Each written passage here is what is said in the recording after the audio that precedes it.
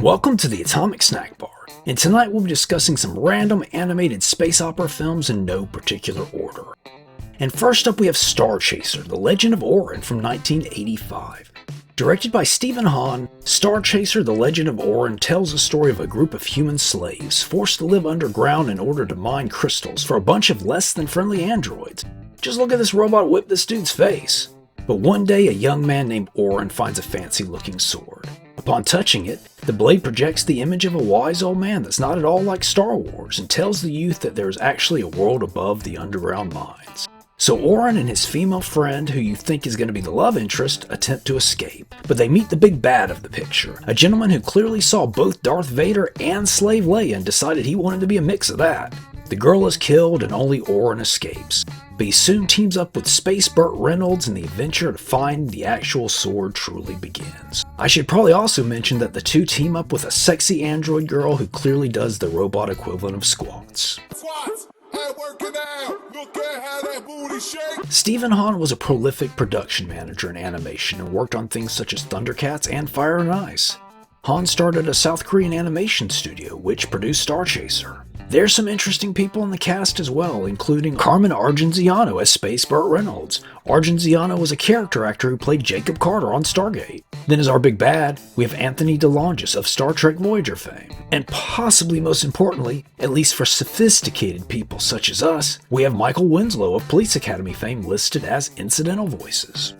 Star Chaser was originally released in 3D. Production began in 1982 with the intention of a 1983 release. But issues with the 3D process not only delayed the film by several years, but also raised the budget quite a bit. This one is pretty blatantly Star Wars, but it's a lot of fun and looks great. You add in some gore and nudity and it would have fit in really well alongside heavy metal. Next we have Lensman, Secret of the Lens from 1984. Directed by Yoshiaki Kawajiri and Kazuyuki Hirokawa, Lensman is a loose animated adaptation of the Lensman books by E. Doc Smith. It tells the story of a young man who lives on an agricultural planet with his dad. One day, a dying member of the Galactic Patrol shows up in orbit around the planet. The young man finds him and ends up with his lens, a mysterious device used to stand up against evil. It also contains important information that the Galactic Patrol needs. But of course, it can't be easy for young Kim, for the sinister Boscone Empire wants the lens. Kim's father sacrifices himself to allow Kim to escape with a friend of the family, a humanoid water buffalo named Van Buskirk. But unlike Luke Skywalker, Kim is actually sad for more than 10 minutes when his family is killed off. But from there, Kim and Van Buskirk seek out the Galactic Patrol, team up with a sassy nurse and a flying armadillo lizard, and stand against the Boscone Empire. Co-director Kawajiri also did storyboard work and character design on the film, and he would go on to direct several anime classics including Wicked City and Ninja Scroll. Lensman would receive 2 dubs, the first by Harmony Gold of Robotech fame in '88 and a second by the great Streamline Pictures in 1990. And interestingly, both Kim and Van Buskirk kept the same voice actors, and others would return, just in different roles. But our lead Kim was voiced by Kerrigan Mahan, who would go on to voice Goldar in Power Rangers. But even cooler, and I didn't know this until I started researching the episode, but Van Buskirk was voiced by my favorite voice actor, Michael McConaughey, who was Shin in Fist of the North Star and Vampire Hunter D. And though apparently quite different from Smith's original books, this is a cool little movie with beautiful animation. Well, other than a few scenes of dreadful CGI. But it really shows how good anime used to look. And check this out. Man, I dig some classic anime club scenes. Not to mention some space pinball played by an 80s Space Beavis. Next is Flash Gordon, The Greatest Adventure of All from 1981. Sorta. Directed by Gwen Winsler and produced by Filmation, Flash Gordon, The Greatest Adventure of All is a made-for-TV space opera film. And it tells the story of classic hero Flash Gordon, this time seeking out a friend in war-torn Poland during World War II. With the passing of said friend, our hero seeks out the scientist Zarkov with a message he doesn't quite understand. Whilst in transit, the plane goes down due to a meteor shower. After Flash and Dale are nearly killed, yet saved by the classic old cartoon noise, the two end up on a spaceship with the scientist on a mission to an alien world to either make peace with the rulers or just blow the whole darn thing up. This Zarkov doesn't mess around, because it turns out that the merciless ruler of Mongo, meaning the Merciless, is behind the meteor attack. And this may sound a bit similar to the 1980 film, but once they reach Mongo, it definitely goes its own path. Flash fights a space dinosaur, and then that space dinosaur fights another space dinosaur in a scene that most scientists would refer to as groovy fantastico. The film stars Robert Ridgely as Flash. Ridgely was not only Boris the Hangman in Blazing Saddles, but he was the voice of Thundar the Barbarian. It also features Vic Perrin, the control voice on The Outer Limits, and Melanie Britt, the voice of She-Ra, as Princess Aura. Princess Aura? Princess Adora? Just saying. Now to the rather confusing release of the film. It was actually completed in the late 70s, but when NBC saw the film, they decided to turn it into a pilot for an animated series, which began airing in 1979. But for some reason, they held off on airing the pilot film until 1981 in the UK and 1982 in the US. So when the TV series began, the story is already up and going and feels kind of abrupt. But this one features some great character designs. Much like in the 1980 film, the princess is one of the real highlights. It's interesting to see Filmation do something a bit more adult in nature. And speaking of stuff that would have fit in alongside heavy metal, check this out, it's even Lochnar Green already. And now it's time for some honorable mentions, and that's two films I covered earlier in my space opera series, Galaxy Express 39 and Space Adventure Cobra. And let me tell you, I recently played Space Adventure Cobra The Awakening, which was released on PS5 and Switch, and it was quite good.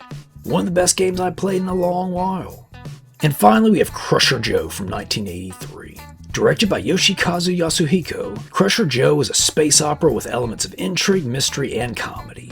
And tells the story of a crew of Crushers, which are basically intergalactic troubleshooters. Led by the titular Joe, the crew accept a medical transport job. But when they go into warp speed, something goes wrong. They find themselves in the wrong location and their passengers have vanished. The crew is then accused of piracy and lose their crushing license for 6 months. So they go to clear their names and get to the bottom of this little mystery. And it involves some shenanigans. Look at this, another cool space club scene. And I'm pretty sure that's a xenomorph on that bottle. Director Yasuhiko has an impressive resume with lots of Gundam work, including character designs and storyboard work. He also worked on The Little Prince, which I quite liked as a lad. Crusher Joe is another that appears to have had two different dubs, the first in 83 and then the second in 97. And honestly, I'm not sure which version I saw. But in the original dub, Brian Cummings voiced Joe. Cummings is a voice actor with many memorable roles, including Dr. Mindbender. And then as multiple characters, we have Jay Rapson, who was Tetsuo in the better dub of Akira. He was also in Baywatch. Man, I was getting a little worried that I wasn't going to be able to mention Baywatch or Planet of the Apes in this episode, so Galen rules! Crusher Joe is based on the novel series by Haruka Takachio. Takachio was a founder of Studio Nue, the co-creators of the Macross franchise. He would start penning novels and is probably best known for Dirty Pair, who make a cameo in Crusher Joe. And you know, now that I'm sitting here working on this final segment for the episode, I realize I should have featured Dirty Pair instead. Well, what are you gonna do? But this one is a good time. The animation may not be quite as awesome as Lensman, but it's probably my favorite film on the list. And that's all the time we have for this weekend. So, did everyone enjoy the episode? Want me to keep going? Shut up and drink your Shirley Temple! I'll have you know that this is an Innsmouth martini, not a Shirley Temple.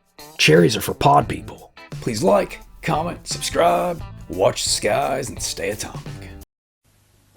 Our urgent mission on Earth is to stop the Munchoids stealing the Happy Meals. But how? Listen, guys, we break down into microbots across the galaxy, okay?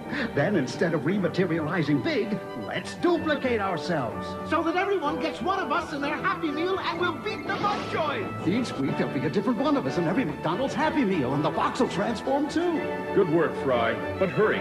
Prepare to transfer.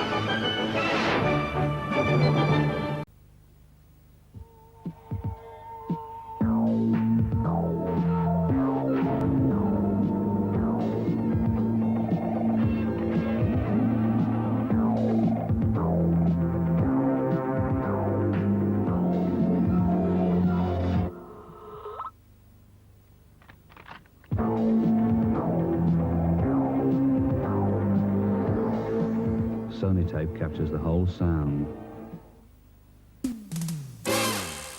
Earth, the 23rd century, a time of robots and aliens, and of destruction and terror. Can the Galactic Patrol, defender of the United Planets, stop the evil computer Umbra? You bet they can. Meet Rob Simmons, the secret inventor of Feisty Ono, Mighty Tor, Versatile Bort, Elusive Boo, Bo, the master of the elements, and Crunch, the Metal Muncher.